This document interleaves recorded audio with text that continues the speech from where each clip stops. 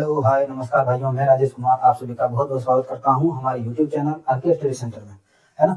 चलिए आज से हम लोग शुरू करने वाले हैं क्लास 10th का 2026 में जो नया बच्चा लोग जाने वाला है, न्यू बैच, है ना।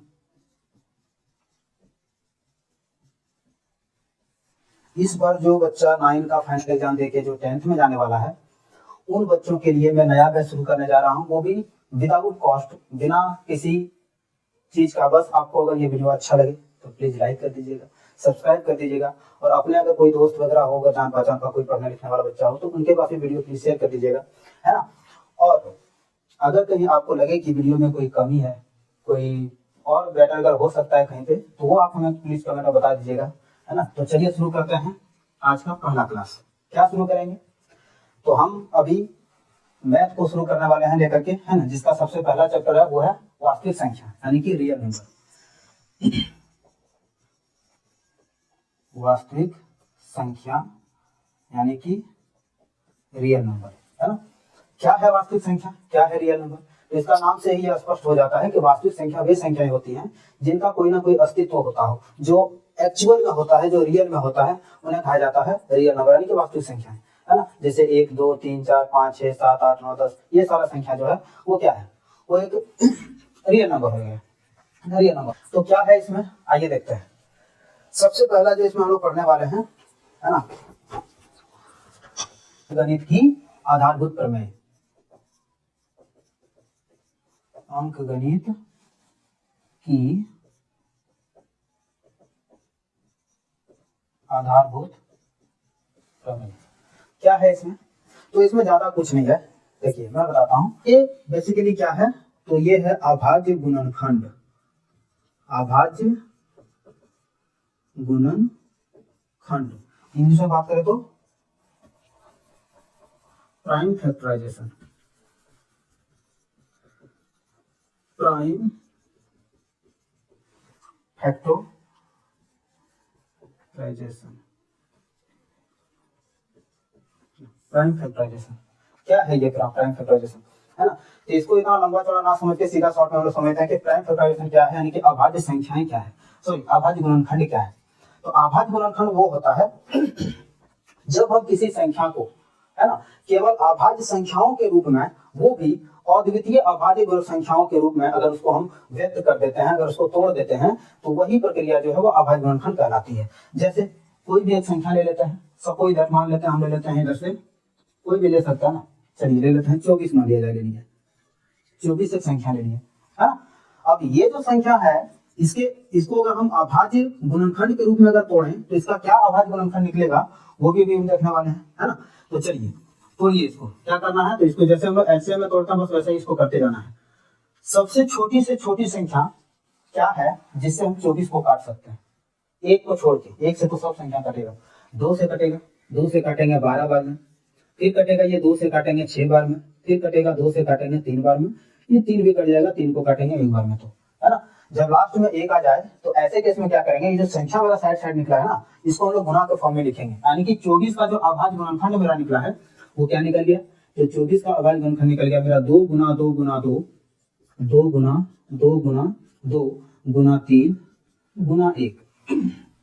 अब यहाँ जरा गौर करना, सॉरी, यहाँ अगर हम देखें तो यहाँ जितनी भी संख्या आपको नजर आ रही होगी, ये सारा का सारा संख्या एक अभाज्य संख्या है। अभाज्य संख्या बोलने का मतलब है कि वह संख्या जो एक या अपने आप के अलावे किसी अन्य संख्या से ना कटे, उसे क्या बोलते हैं हम लोग, अभाज्य संख्या बोलते हैं, है ना।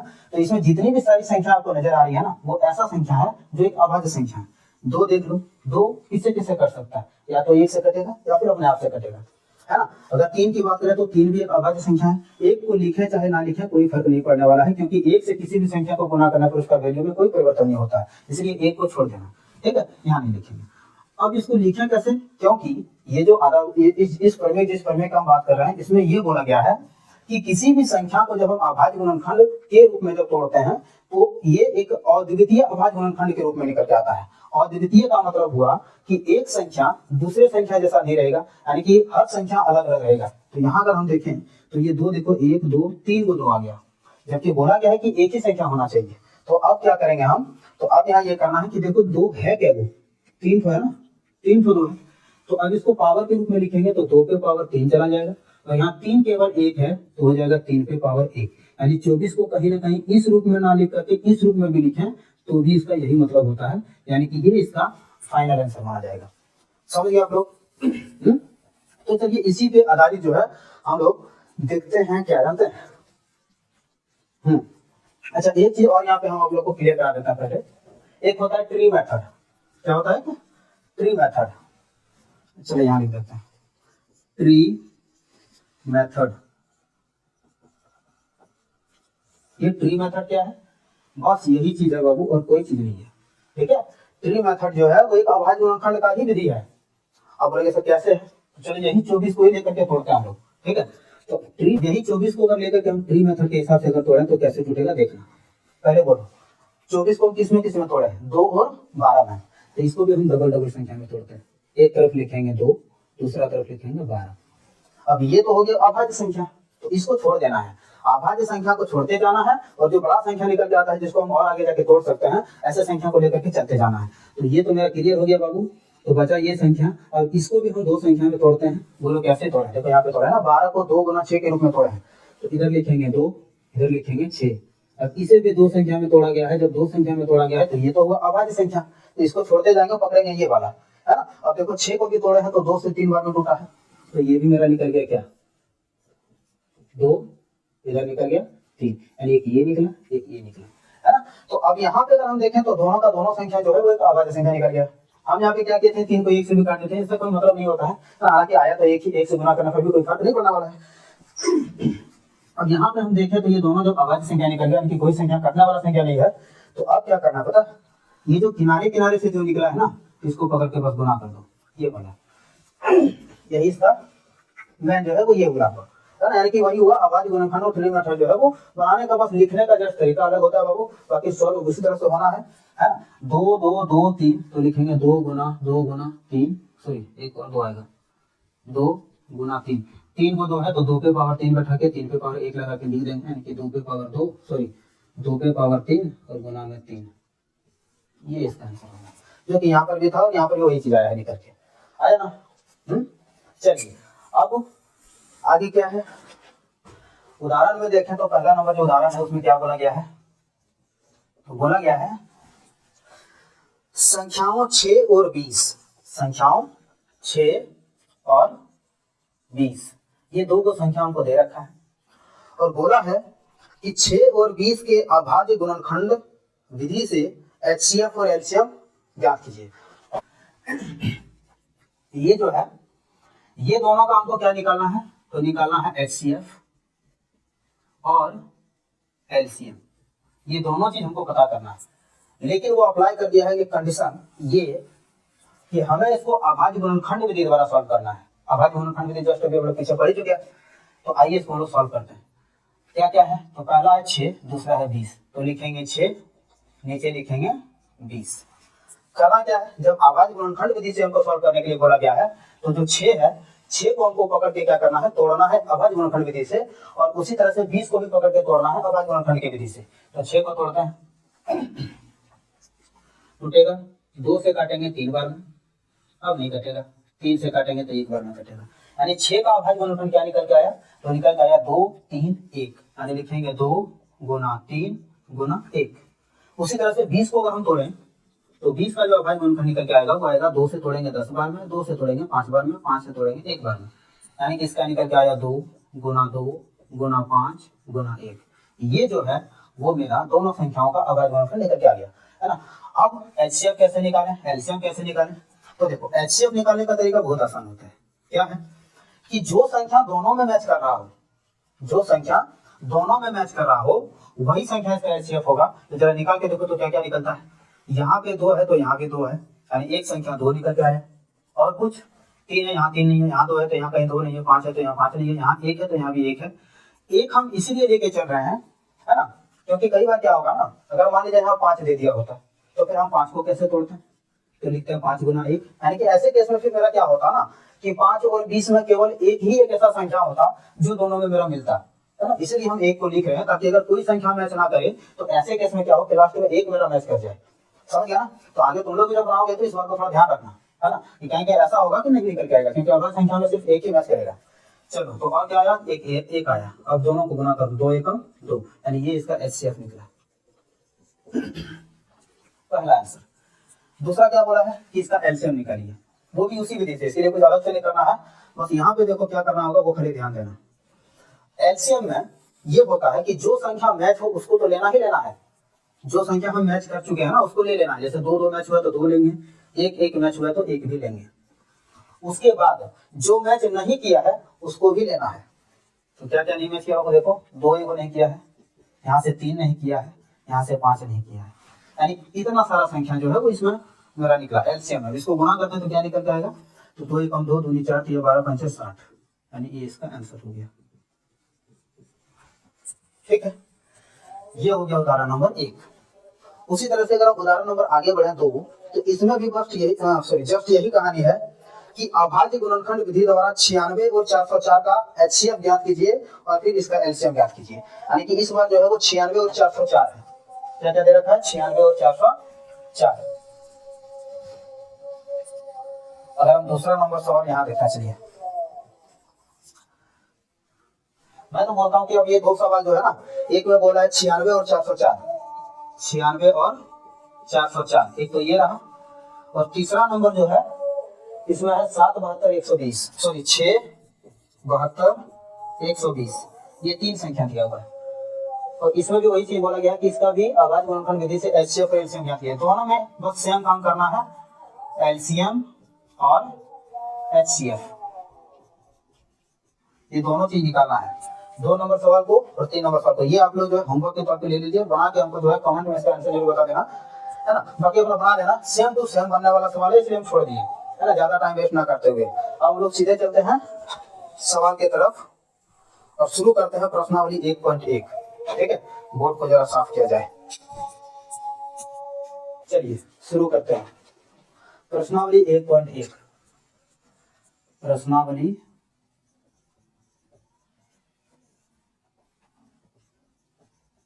1.1, इसमें 1 नंबर का सवाल। अब इसमें पहले ही बता देता हूं मैं, है ना, कि इसमें प्रत्येक सवाल में कम से कम 3 से 4 5 सवाल ऐसे दिए हुए हैं, है ना। तो मैं सारे सवाल को ना सॉल्व करके क्या करूंगा कि हर मतलब टाइप का 1 से 2 सवाल में बता दूंगा, बाकी सेम टाइप का सवाल रहेगा, आप लोग बना के देखना। जो नहीं बनेगा उसको क्या करना है कि वो हमें जो है वो नंबर, पेज नंबर के साथ जो है और उस क्वेश्चन का नंबर आपको खाली कमेंट में बता देना। मैं उन सारे छूटे हुए क्वेश्चनों का जो है वो एक सीरीज बना के वो एक ही वीडियो में साथ में अपलोड कर दूंगा। ठीक है, तो चलिए पहला नंबर का सवाल अगर हम देखें तो इसमें हम पहला नंबर ही सॉल्व करते हैं, उसके बाद देखते हैं कौन सा सवाल है। क्या है, 140, पहला नंबर है 140। क्वेश्चन क्या बोला है, बोला है निम्नलिखित संख्याओं को अभाज्य गुणनखंडों के गुणनफल के रूप में व्यक्त कीजिए। निम्नलिखित संख्याओं को अभाज्य गुणनखंड के गुणनफल के रूप में व्यक्त कीजिए। आने से हमें ज्यादा ये कुछ नहीं करना है, ना एचसीएफ ना एलसीएम ना और कुछ करना है, सीधा क्या करना है, इसका सिर्फ और सिर्फ अभाज्य गुणनखंड निकाल के इसको छोड़ देना है। ठीक है, चलिए निकालते हैं 140 इसका अभाज्य गुणनखंड किया जाए।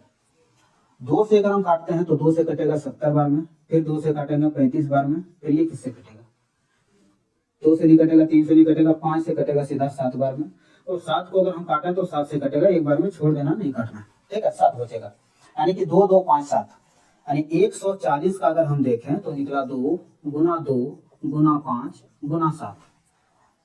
क्या ये सही है, तो नहीं, ये पूर्णतः सही नहीं है। इसलिए पूर्णतः सही नहीं है, हालांकि बनना तो यही है, लेकिन पूर्णतः सही इसलिए नहीं है क्योंकि जब हम अभाज्य गुणनखंड निकालेंगे ना किसी भी संख्या का, तो अभाज्य गुणनखंड का नियम ये कहता है कि उसमें अभाज्य संख्या अद्वितीय होनी चाहिए, यानी कि कोई भी संख्या रिपीटेड संख्या नहीं होनी चाहिए। अगर यहाँ 2 हम देखें तो 2 मेरा 2 2 बार आ रहा है, तो क्या करना है ऐसे केस में, तो 2 के पावर 2 बैठा दो, 5 मेरा सिंगल है ना तो एक ही को रहने दो, 7 भी सिंगल है तो 7 को 7 रहने दो, ये इसका आंसर है। ठीक है, चलिए इसी टाइप का बनना है सारा सवाल। 1 नंबर में जितना भी सवाल दिया हुआ है वो सारा सवाल इसी टाइप का बनने वाला है। अब इसमें 2 3 4 5 ये 4 सवाल है, इसमें से एक सवाल मैं और बना देता हूं अपने हिसाब से, है ना। कौन सा बना रहे हैं, चलिए मैं 3 नंबर बना देता हूं, बाकी 4 नंबर 5 नंबर और 2 नंबर ये सारे सवाल जो है वो आप लोग बना के रखिएगा, है ना।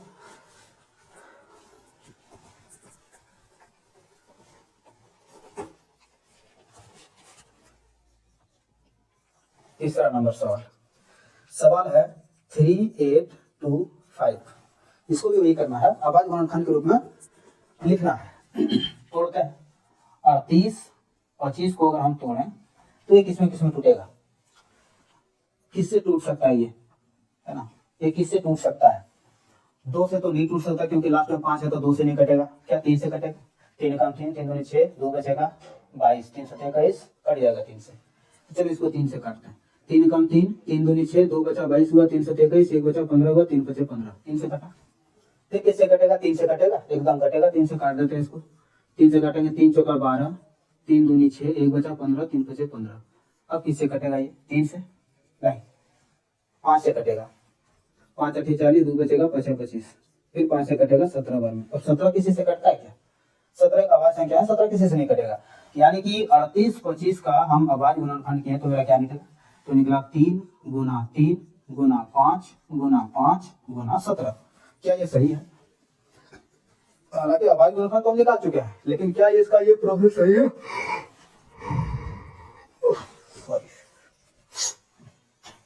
क्या ये सही है, तो सही नहीं है, बल्कि हमको इसको पावर के रूप में इस तरह लिखना पड़ेगा। तो 2 को 3 है तो 3 पे पावर 2 बैठा देना है, 2 5 है तो 5 पे पावर 2 बैठा देना है, 17 1 है तो 17 को सिंगल छोड़ देना है, ये इसका आंसर हुआ।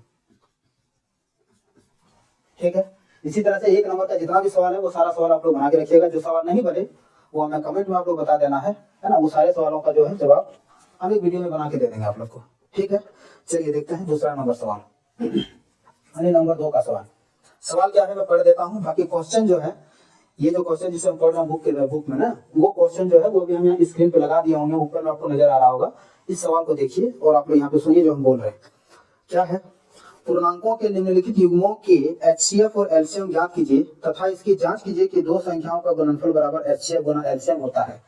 यानी सीधी सी बात है, यहाँ पे आपका एक पहला फॉर्मूला आया है ना, और ये ऐसा फॉर्मूला है जो अभी तक हम लोग का पीछा नहीं छोड़ा है बाबू, तो समझ लेना ये इतना इंपॉर्टेंट है। ठीक है,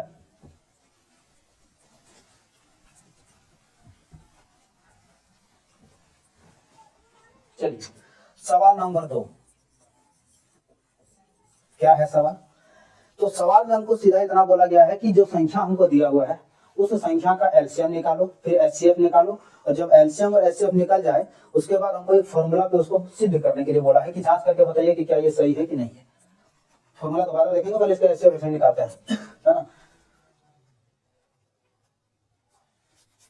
चलिए पहला नंबर सवाल, 2 नंबर का पहला नंबर सवाल में बोला गया है 26 और 91, 26 और 91 ये दो संख्या है, ये दोनों संख्या का हमको क्या करना है, HCF और LCM ज्ञात करना है।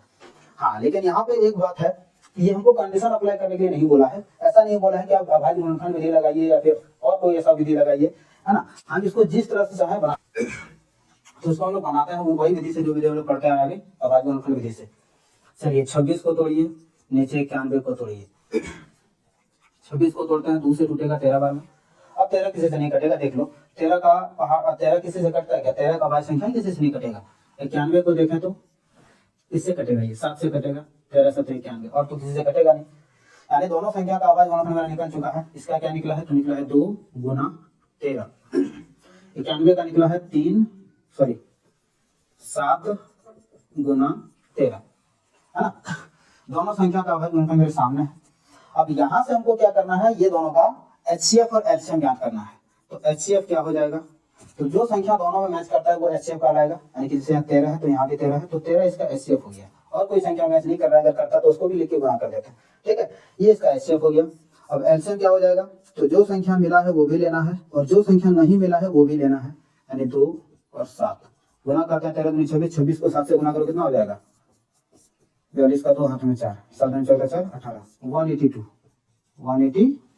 ये जो है इस संख्या का LCM हुआ। ठीक है, HCF भी पता चल गया, LCM भी पता चल गया। अब करना क्या है, एक तो आंसर तुम्हारा यहीं पे आ गया है ना, ये भी आंसर है और ये भी आंसर है, लेकिन अब क्या करने के लिए बोला है, अब बोला है जांच कीजिए। जांच मतलब कि हमको सिद्ध करके बताना है, क्या सिद्ध करना है, तो एक फॉर्मूला होता है, याद रखना है ना, VBI फॉर्मूला है बाबू।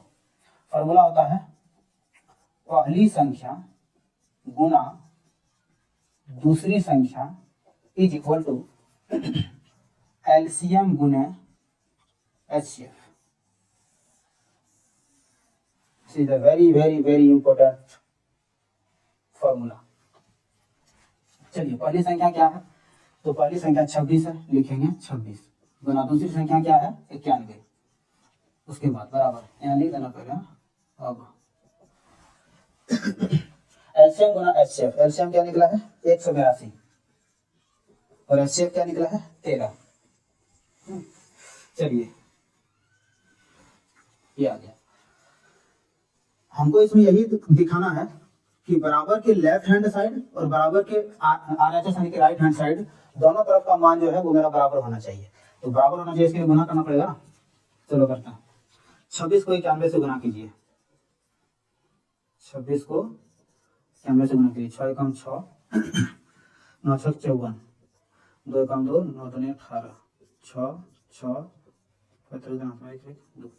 23 66 इधर इसका आया 2366 ये आया। बराबर किधर क्या आता है, इसको 13 से गुना कर, 13 3 दूनी 6 8 दूनी 3 दूनी 6 8 24 के साथ में 2 5 2 8 1 6 6 3 2 इसका भी आया 23 66 23 66 23 66। क्या दोनों तरफ का मान बराबर है, एलएचएस और आरएचएस का मान मेरा बराबर है। अगर बराबर है तो हम यहाँ लिख देंगे अतः LHS is equal to RHS। अच्छा एक और एक बात, हम ये जो काम यहाँ पे किए ना गुना वाला काम, ये आप लोग वहाँ नहीं करना है, आप लोग कहीं साइड में कर लीजिएगा। ये बस मैंने एक ही जगह पे रहे, कैसे हुआ नहीं हुआ उसको बताने के लिए हम छोड़ दे रहे हैं, है ना। कि यहाँ ये 26 को 91 से गुना करके इतना ले आए, ये 182 को 13 से गुना करना था, 13 को यहाँ लिख के गुना करके इतना ले आए, ठीक है। ये काम आप साइड में भी कर सकते हैं। चलिए ये हो गया आपका 2 नंबर का पहला नंबर सवाल। इसी तरह से इसमें 2 सवाल और है ना, 2 सवाल और है, एक है 510 और 92 और एक है 336 और 54। ये दोनों सवाल को आपको बना के रखना है, बना के देखना है, नहीं बने तो हमको कमेंट कर देना है, वो हम बता देंगे आप लोग को, है ना, टेंशन नहीं लेने का। अभी जैसे जैसे आप लोग कमेंट करते जाइएगा, जैसे जैसे आप लोग का कमेंट आते रहेगा, वैसे वैसे अगले दिन ही हम उस सवाल को निकाल करके पहले उसी को बता लेंगे, फिर हम आगे बढ़ेंगे, है ना। क्लियर करते जाना ही बेटर रहेगा। चलिए अब चलते हैं अगला सवाल 3 नंबर की ओर, ठीक है। थोड़ा बोर्ड को साफ कर लिया जाए। चलिए देखते हैं तीसरा नंबर सवाल, है ना। बोला गया है सवाल में कि अभाज्य गुणनखंड विधि द्वारा निम्नलिखित पूर्णांकों के एचसीएफ और एलसीएम ज्ञात कीजिए, है ना। अभी तो हम लोग 2-2 संख्याओं का सीरीज पढ़ते आ रहे थे, इस बार हमको क्या क्या है कि 3-3 नंबर्स का एक सीरीज दे दिया है और इसका बोला है एचसीएफ और एलसीएम ज्ञात करके बताइए, ठीक है। चलिए ज्ञात करते हैं 3 नंबर। हम पहला नंबर सवाल सॉल्व करते हैं, बाकी दूसरा तीसरा आपको देखना है। 3 मात्र सवाल इसमें दिया हुआ है। पहला नंबर सवाल है 12 15 21 12 15 21 12 15 21। क्या बोला है इसका करने के लिए, बोला है एचसीएफ और एलसीएम ज्ञात कीजिए लेकिन अभाज्य गुणनखंड विधि द्वारा, यानी कि 12 15 21 तीनों का हमको क्या करना है, अभाज्य गुणनखंड करना है। उसके बाद इसका एचसीएफ एलसीएम निकलेगा, वो हम पहले कर लेते हैं। 12 का क्या निकलेगा, 2 से काटेंगे 6 बार में, फिर 2 से काटेंगे 3 बार में, फिर 3 से काटेंगे 1 बार में, यानी इसका आएगा 2 गुना 2 गुना 3 गुना 1। फिर 15 का करते हैं, 2 से तो कटेगा नहीं, 3 से कटेगा 5 बार में, 5 से कटेगा 1 बार में, यानी कि इसका निकल गया 3 गुना 5 गुना 1। 21 को देखते हैं तो 2 से नहीं कटेगा, 3 से कटेगा 7 बार में, 7 से कटेगा 1 बार में, यानी कि इसका निकल के आएगा 3 गुना 7 गुना 1। क्या निकला, तीनों का हम लोग अभाज्य गुणनखंड निकाल लिए हैं। अब हमको पता करना है कि इसका एचसीएफ क्या होगा। एचसीएफ क्या होता है, जो तीनों में कॉमन हो वही संख्या एचसीएफ कर लेगा ना। तो देखो तो तीनों में कौन कौन सी संख्या मैच कर रहा है, यहाँ पे 2 है तो क्या इसमें और इसमें 2 है, तीनों में होगा तभी वो लेना है, बाकी नहीं लेना है, ठीक है। 2 है यहाँ पे तो इसमें कहीं नहीं, ये छोड़ देना है। 3 यहाँ पे है, यहाँ पे है, यहाँ पे है, तो एक 3 निकला, बाकी और 5 है यहाँ पे, यहाँ यहाँ नहीं है, 7 यहाँ पे यहाँ नहीं है, तो एक और मैच कर गया, है ना, तो 1 भी लेना है। अब इसका क्या निकल गया 3 गुना 1 यानी कि 3 एकम 3। एचसीएफ क्या निकल गया इसका 3। उसी तरह से हम लोग फिर एलसीएम निकालेंगे।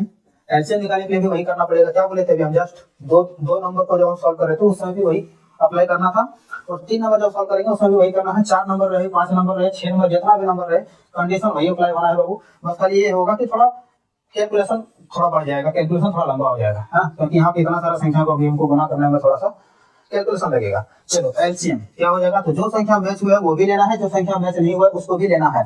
तो चलो लेते हैं, 3 तो मैच हुआ है, ले लेते हैं, बाकी क्या मैच नहीं हुआ है, तो 2 2 सीधा गुना करना, 2 दूनी 4, यहाँ 5 है, यहाँ 7 है।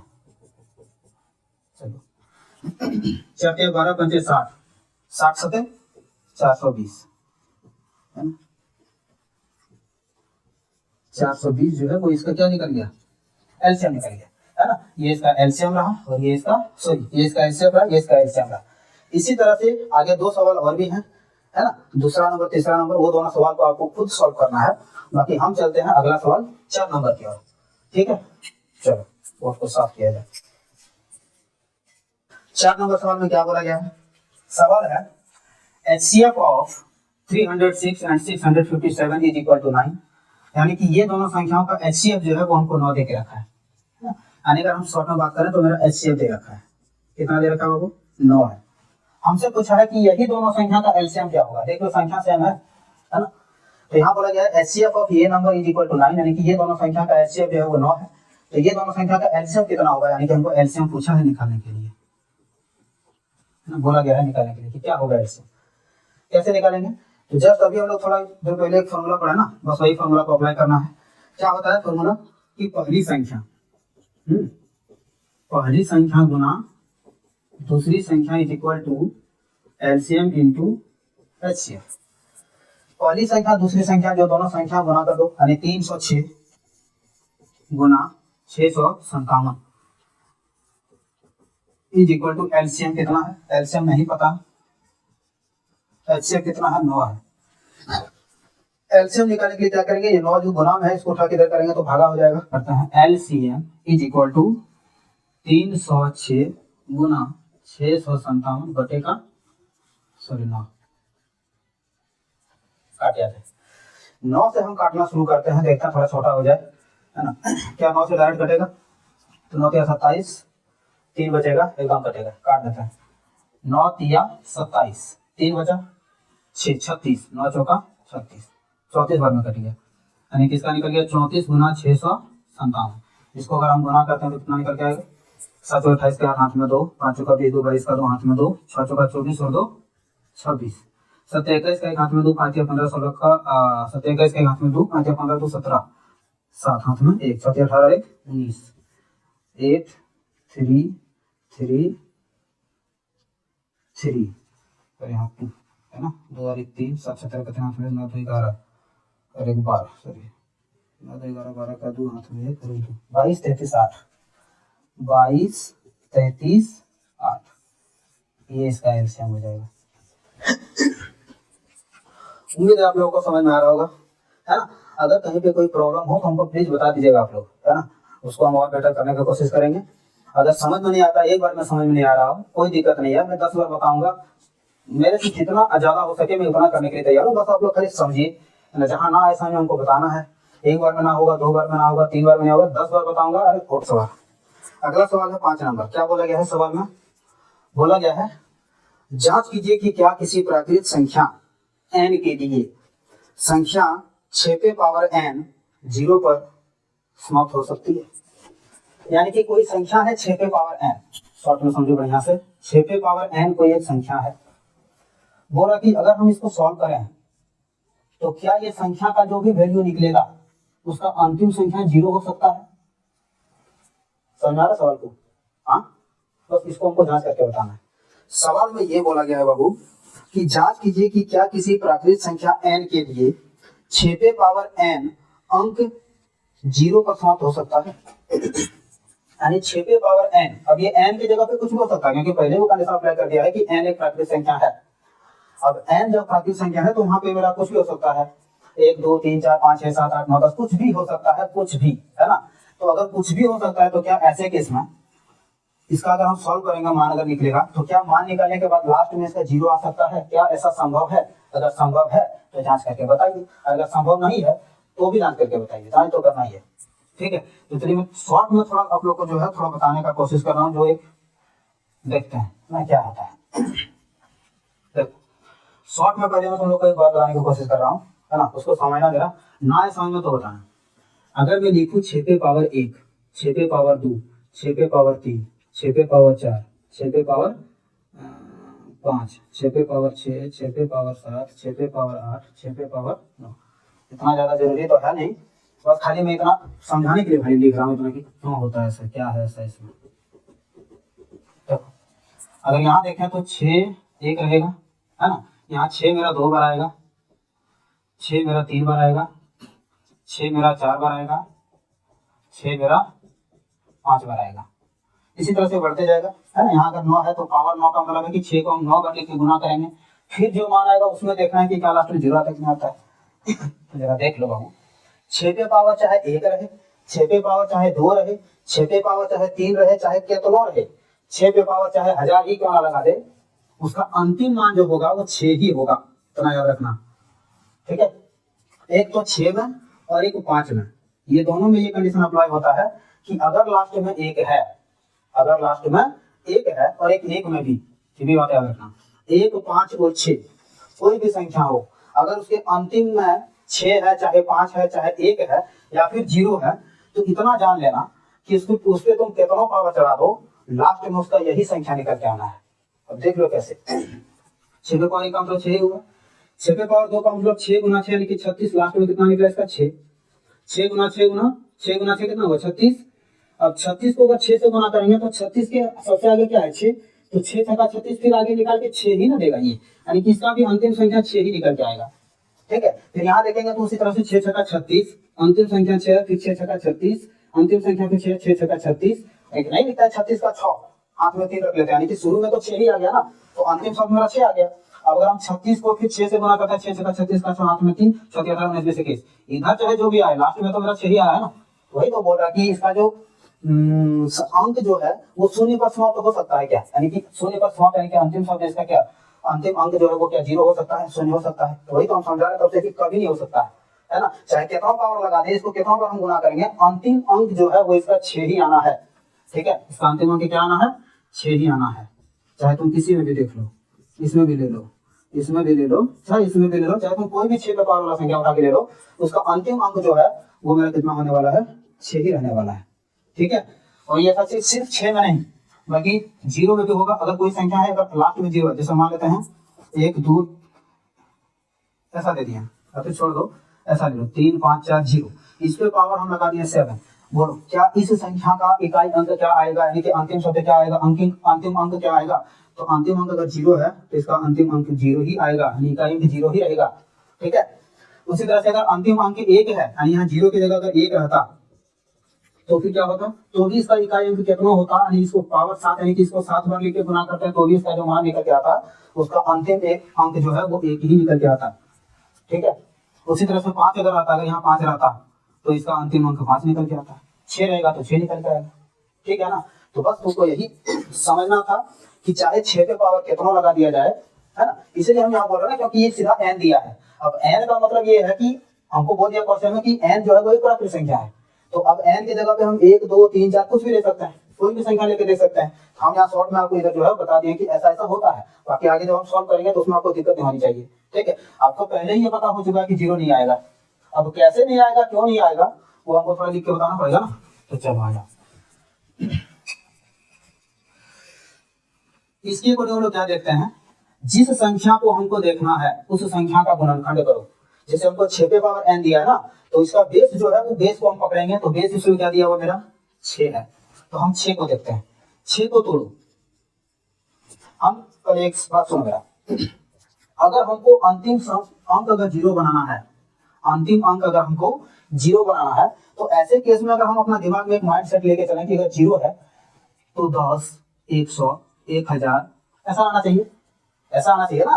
मतलब मेरा कहने का मतलब यह है कि अगर लास्ट में 0 है तो फिर या तो वो दहाई सैकड़ा हजार लाख 10,000 ऐसा होना चाहिए, यानी कि लास्ट में अगर 0 है तो फिर ये 10 10 10 के फॉर्म में होना चाहिए, 10 से कटने वाली संख्या होना चाहिए, सीधी सी बात है। अगर लास्ट में 0 है तो 10 से कटेगा ही कटेगा, इतना समझ लो, है ना। अगर लास्ट में 0 है तो फिर वो 10 से कटेगा, तो क्या यहाँ हम मेरा जो संख्या है वो क्या 10 बन रहा है, किसी भी एंगल से 10 बनेगा, तो ये तो ऑटोमेटिक 6 नजर आ रहा है, तो 10 कहां से बनेगा, तो यही हम बताने का कोशिश कर रहे हैं। अब 10 का अगर हम अभाज्य गुणनखंड करते हैं तो देखो 2 और 5 निकल के आता है, बस हो गया सवाल सॉल्व, है ना। सवाल कैसे सॉल्व हुआ कि जिस संख्या का अभाज्य गुणनखंड 5 और 2 के रूप में रहे उसी संख्या का इकाई अंक 0 हो सकता है, बाकी किसी भी संख्या का इकाई अंक 0 नहीं हो सकता है, चाहे वो संख्या कोई भी हो, ठीक है। तो यहाँ पे मेरा 6 है, 6 का अगर अभाज्य गुणनखंड हम करते हैं तो मेरा क्या निकल के आता है 2 और 3। 2 और 3 जो है उसको गुना करने पर 6 बनता है। 2 और 5 का अगर जोड़ा मेरा बनता, जैसे यहाँ पे बना है 2 और 5 का जोड़ा, अगर ऐसा जोड़ा यहाँ पे बनता तो फिर वो संख्या मेरा 0 पे समाप्त होता। यहाँ पे नहीं बना है तो वही चीज को उनको क्या करना, थोड़ा डिटेल में बना के लिख देना है ना। बाकी इस सब सवाल में ज्यादा ये नहीं करना है, दिमाग नहीं लगाने का। चलो यहाँ लिखेंगे हम लोग, दी गई संख्या 6 पे पावर n है जहां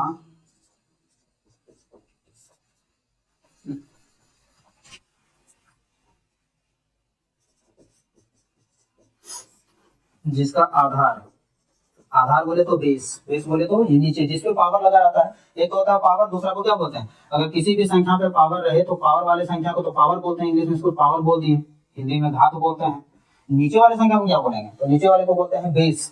क्या बोलते हैं इसको, बेस, हिंदी में बोले तो आधार। ठीक है, तो यहाँ लिखें दी गई संख्या 6 पे पावर n है जिसका आधार 6 है। क्या है, आधार 6 है। अतः लिखेंगे चूंकि 6 का अभाज्य गुणनखंड 2 गुना 3 के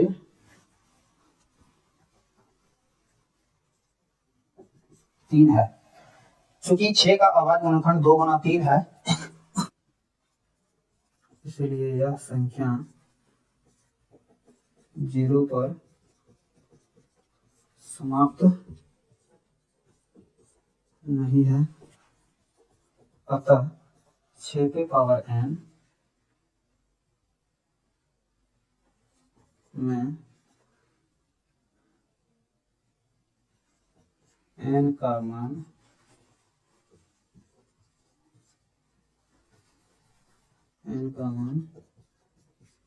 कोई भी प्राकृत संख्या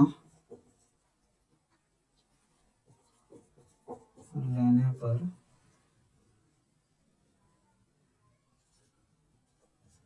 यह संख्या 0 पर समाप्त नहीं होगा, या फिर होगी, इसको जो लिखना है। चलो ये हो गया प्रूफ, है ना। उम्मीद है आप लोग को समझ में आ रहा होगा बाबू साहब। इसको उतारो, है ना, पॉज करके लिख लो। बाकी बढ़ते हैं अगले सवाल की तरफ, है ना। चलिए बोर्ड को साफ किया जाए। चलिए देखते हैं अगला सवाल, 6 नंबर सवाल। क्या है 6 नंबर सवाल। 6 नंबर सवाल में हमें बोला गया है व्याख्या कीजिए। क्या व्याख्या कीजिए, तो व्याख्या कीजिए कि 7 गुना 11 गुना 13 प्लस 13 और 7 गुना 6 गुना 5 गुना 4 गुना 3 गुना 2 गुना 1 प्लस 5 अभाज्य संख्या क्यों है। अच्छा, 7 गुना 11 गुना 13 फिर प्लस में 13, ये एक संख्या है। और एक संख्या और दिया हुआ साइड में 7 गुना 6 गुना 5 गुना 4 गुना 3 गुना 2 गुना 1 प्लस में 5। ये दो अलग अलग संख्या है, ये एक अलग संख्या है, ये एक अलग संख्या है। हमसे पूछा गया है कि क्या ये दोनों संख्या जो है वो भाज्य संख्या है, सॉरी ये भाज्य संख्या है। वही पूछ रहा है कि ये दोनों भाज्य संख्या क्यों है। हम पहले इसे पकड़ते हैं, 7 गुना 11 गुना 13 प्लस 13, ये एक संख्या है। अब ये जो संख्या है ये कैसा संख्या है जरा समझना, है ना। अगर हम यहाँ गौर से देखें तो गुना में जो संख्या है इसको गुना करेंगे तो ये प्रॉपर एक संख्या निकल के आएगा। मेरा जो भी एक संख्या होना चाहिए वो एक संख्या निकल के आएगा, और ये 13 अलग साइड में रहेगा। प्लस जो है और माइनस जो है वो एक बॉर्डर के रूप में मान लिया जाता है, जब उसमें गुना भागा भी रहे साथ में, तो ऐसे में हम प्लस माइनस को बॉर्डर के जैसा ट्रीट करके चलते हैं कि प्लस के इधर जो गुना में एक जैसा हो और प्लस के उधर अगर गुना में कोई है तो उसको पहले सॉल्व कर लेना होता है। तो ये गुना वाला संख्या एक अलग संख्या है और ये एक अलग संख्या है, ठीक है। अगर ये दोनों को जोड़े तो भी और अगर ना जोड़े तो भी हमको पता करना है कि क्या ये संख्या जो है वो एक भाज्य संख्या है क्या। अगर ये भाज्य संख्या है तो फिर ये संख्या और ये संख्या कौन सा संख्या है, ये जो प्लस के इधर और प्लस के इधर है, ये दोनों संख्या सेम संख्या से कटना चाहिए। सेम संख्या मतलब एक ही संख्या से दोनों संख्या कट जाना चाहिए। अगर ऐसा है तो फिर ये भाज्य संख्या होगा, और अगर नहीं है तो फिर ये अभाज्य संख्या होगा, और अगर है तो फिर भाज्य संख्या होगा। तो बताइए कि ये भाज्य संख्या है, ये तो ऑलरेडी भाज्य संख्या है, तो कैसे होगा? क्या ये दोनों संख्या किसी एक संख्या से कट सकता है? तो बिल्कुल कट सकता है सर जी। देखो ये भी संख्या मेरा 13 से कटेगा और ये भी संख्या मेरा 13 से कटेगा, क्योंकि 13 13 दोनों में है ना, 13 13 दोनों में है, यानी कि 13 मेरा कॉमन संख्या है। अब देखो कैसे इसको हम सॉल्व करते हैं। यहाँ 13 था और प्लस में इधर 13, ये तो एक अलग संख्या है, ये एक अलग संख्या है, ये दोनों से कॉमन निकलेगा, क्या निकलेगा मेरा 13। यहाँ क्या बचेगा ब्रैकेट के अंदर? तो बचेगा 7 गुने 11, 7 गुने 11, और प्लस में इधर क्या बचेगा 1, क्योंकि ये 13 तो निकल गया, 13 निकल गया तो यहाँ कुछ नहीं बचा, तो 13 में अगर कुछ नहीं बचा तो 1 बचा, 1 बचा। अब 13 अगर निकल गया है तो 13 ये गुना के रूप में है, तो यहाँ गुना लिख देते हैं। तो 7 गुना 11, 11 7 77 और 1 78। अब देखो 13 गुना 78 ये संख्या है, और 13 जो है वो एक ऐसा संख्या है जो दोनों में था, अतः अगर इसको काटेंगे तो 13 से अगर कट जा रहा है तो ये कट गया, पूरा संख्या जो है वो 13 से कट गया, संख्या से कट गया तो फिर वो भाज्य संख्या होगा। 13 से कट गया तो यहाँ लिखेंगे चूंकि यह संख्या, ऐसे नहीं लिखना, लिखेंगे जिसमें 13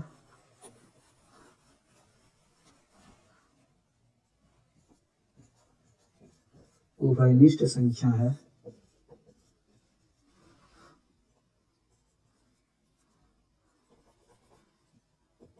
इसीलिए यह 13 से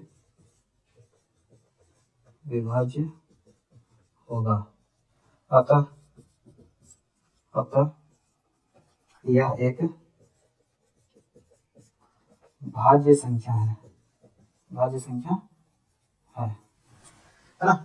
यही हमको बताना था कि ये भाज्य संख्या क्यों है, तो कैसे है, बस यही कंडीशन यहाँ पे अप्लाई करेंगे। यहाँ पे अगर हम देखें तो ये पूरा एक संख्या है और ये एक संख्या है, ये दोनों संख्या में अगर हम उभयनिष्ठ संख्या की कॉमन संख्या का बात करें तो यहाँ 5 है, तो इसमें भी 5 है, अगर हम कॉमन निकालेंगे तो 5 5 कॉमन निकलेगा, फिर ये संख्या किसी से कटे चाहे ना कटे, 5 से तो फिक्स कटेगा। बस वही कंडीशन यहाँ अप्लाई करना है, जैसे लिखे हैं उसी तरह से लिख देना है, बस जहाँ हम 13 लिख रहे हैं वहाँ पे खाली 5 लिख देना, ठीक है। ये सवाल बना लेना आप लोग। लास्ट सवाल बचा हुआ है 7 नंबर, वो भी हम बता के उसके बाद क्लियर करते हैं, ठीक है। चलिए ये 1.1 का लास्ट सवाल है और आज इस वीडियो का भी लास्ट सवाल होगा, है ना, यानी कि एक चैप्टर जो है आज कंप्लीट कर दिए, उसी तरह से कल भी एक चैप्टर कंप्लीट करेंगे, है ना। आप लोग इसी तरह रेगुलर बने रहिएगा, जहाँ भी कोई डाउट हो हमको पूछते रहिएगा, कमेंट में बताते रहिएगा, है ना। कैसा है वीडियो नहीं है, थोड़ा आप लोग रिव्यू भी देते रहिएगा, है ना।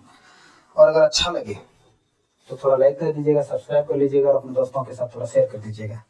चलिए 7 नंबर सवाल क्या बोला गया है, किसी खेल के मैदान के चारों ओर एक वृत्ताकार पथ है, एक खेल का मैदान है, ठीक है। इसके चारों ओर जो है वो एक वृत्ताकार पथ है, सीधी सी बात है, एक वृत्त के आकार का पथ है, पथ बोले तो रास्ता, हाँ, जिस पर सोनिया को 18 मिनट लगते हैं एक चक्कर लगाने में। सोनिया नाम की लड़की है जिसको एक चक्कर लगाने में 18 मिनट का समय लगता है। इसको लिखते जाते हैं, है ना। तो यहाँ लिखेंगे सोनिया को एक चक्कर लगाने में लगा समय कितना है, 18 मिनट।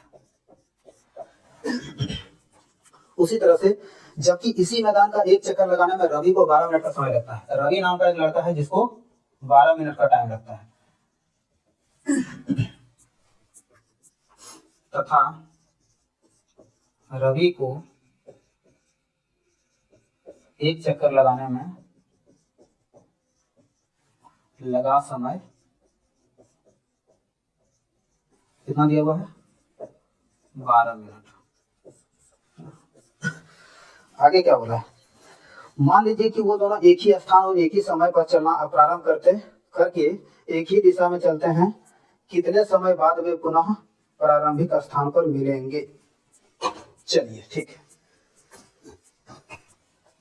सोनिया को एक चक्कर लगाने में 18 मिनट का समय लगता है, रवि को एक चक्कर लगाने में 12 मिनट का समय लगता है। यहाँ से हमको एक भी चीज पता चल जाता है कि अगर सोनिया को समय ज्यादा लग रहा है और रवि को समय कम लग रहा है, इसका मतलब रवि जो है वो ज्यादा स्पीड चल रहा होगा, और सोनिया जो है थोड़ा कम स्पीड चल रही होगी। और सोनिया को और रवि को कंडीशन देखो इसमें क्या दिया है कि दोनों लोग जो है वो एक ही समय में और एक ही स्थान से चलना शुरू करता है, याद रखना। अब इसी जगह से दोनों चलना शुरू करता है साथे में, लेकिन रवि का स्पीड ज्यादा होने के कारण से ये थोड़ा इससे आगे निकल गया, है ना, और ये थोड़ा पीछे रह गया। लेकिन कहता ये है कि बताइए चक्कर शुरू करने के कितने मिनट बाद जो है वो फिर से दोनों एक साथ हो जाएगा। आ रहा समझ में? जिस तरह से दोनों एक ही स्थान से चलना शुरू किया था, है ना, घूमते घूमते एक समय ऐसा आएगा कि ये दोनों फिर से एक ही बिंदु पे मिल जाएगा, चाहे जहां मिले, यहाँ मिले, चाहे यहाँ मिले, चाहे यहाँ मिले, चाहे यहाँ मिले, जहां भी मिले, लेकिन दोनों एक साथ आके मिल जाएगा, है ना। कुछ इसी टाइप का सवाल एक दो और सवाल आता है ना। जब कंडीशन लाइन में आप लोग घुसोगे तब जाके पता चलेगा, है ना, कि सवाल ऐसा रहता है कि किसी मंदिर में, है ना, 2-4 घंटे लगा हुआ है, किसी मंदिर में तो 10-12-100 घंटे भी लगी रहती है ना, चाहे कितने भी हों, अगर 2-4 घंटे लगे हुए हैं और वहां पे सवाल ऐसा आता है कि सभी घंटी को एक साथ एक ही बार में बजा दिया जाता है टन से, ठीक है। लेकिन क्या होता है कि समय अंतराल के दौरान जो है सबका आवाज बदल जाता है ना, यानी कि टन से आवाज करते करते धीरे धीरे जो है सबका आवाज अलग अलग होने लगता है, टन टन टन टन टन टन टन ऐसे होने लगता है। लेकिन फिर एक समय ऐसा आएगा, है ना, लास्ट में ऐसे ही बजते एक समय ऐसा आएगा जब सब घंटी एक ही साथ में टन से आवाज करेगा। बस यही कहानी यहाँ भी है कि ये दोनों जो है साथ में दौड़ना शुरू किया है, तो एक समय फिर ऐसा आएगा कि दोनों साथ हो जाएगा। बताइए कि कितने समय बाद दोनों साथ होगा। शुरू किया जाए, चलिए शुरू क्या किया जाए। इसमें सीधी सी बात याद रखना, अगर ऐसा कंडीशन अप्लाई होता है तो सीधा एलसीएम निकाल देने का। क्या निकाल देने का? एलसीएम निकाल देने का, है ना। तो यहाँ पे लिखेंगे अब चक्कर शुरू होने के बाद दोनों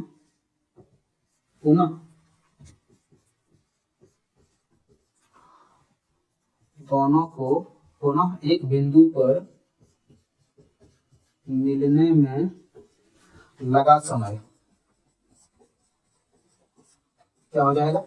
तो दोनों का जो समय उसका एलसीएम निकालो, 18 और 12 है ना, हो जाएगा एलसीएम ऑफ 18 एंड 12 निकाल दो, साइड में निकाल देते हैं। 18 और 12 का एलसीएम किससे कटेगा? 6 से। 6 3 6 दूनी, और कटेगा नहीं कटेगा, 3 दूनी 6 6 6 का 36, चलो निकल गया एलसीएम इसका कितना निकल गया? 36 मिनट। यानी कि चक्कर शुरू होने के 36 मिनट बाद जो है वो फिर से दोनों एक बिंदु पे मिल जाएगा, ठीक है। ये हो गया इस सवाल का आंसर। और आज ये आखिरी सवाल था। प्रश्नावली 1.1 जो है वो कंप्लीट हुआ बाबू, है ना। कल हम लोग शुरू करेंगे, इसके पहले कुछ उदाहरण होगा, तो उदाहरण के साथ साथ, हाँ, उदाहरण के साथ साथ जो है वो हम लोग आगे चैप्टर शुरू करेंगे। तो चलिए मिलते हैं अगले वीडियो में, तब तक के लिए धन्यवाद। और एक बात, अगर आप लोग को वीडियो पसंद आया हो तो प्लीज थोड़ा सपोर्ट करना, है ना, लोगों को शेयर करना, अपने दोस्तों को शेयर करना, है ना। अगर अच्छा लगे तो लाइक करना, कमेंट करना, क्या अच्छा लगे क्या बुरा लगा, है ना, वो भी कमेंट करना। अगर किसी सवाल में कोई प्रॉब्लम होता हो तो वो भी कमेंट करना, है ना। अगर कोई भी बच्चा हो 9 का, 8 का, 10 का, 11 का, 12 का भी कोई बच्चा होगा, किसी भी सवाल में अगर कोई प्रॉब्लम हो रहा हो तो आप लोग बता सकते हैं, है ना। मैं धीरे धीरे जो है सीरीज चालू कर रहा हूँ, अभी 10 क्लास को शुरू कर रहा हूँ, 9 का भी शुरू क्लास में लेके आने वाला हूँ, 11 का भी क्लास लेके आऊंगा, है ना। अब ये प्रॉपर एक